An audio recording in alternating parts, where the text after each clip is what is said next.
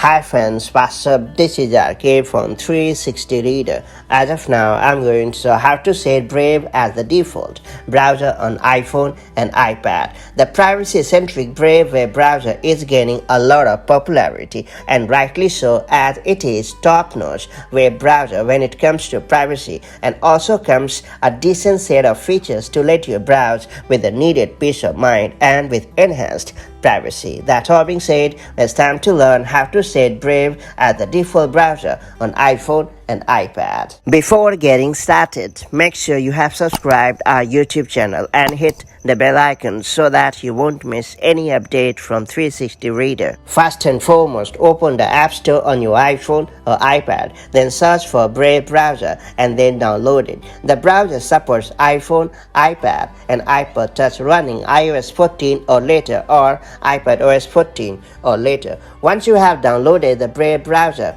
open the Settings app on your iPhone or iPad. After that, scroll down and choose Brave. Then tap on Default Browser app, and then you have to choose Brave as the default browser. And after that, you have to quit Settings on your device. If you just downloaded Brave and don't see it in the settings yet, open the Brave app first. Then return to the Settings app to find Brave available.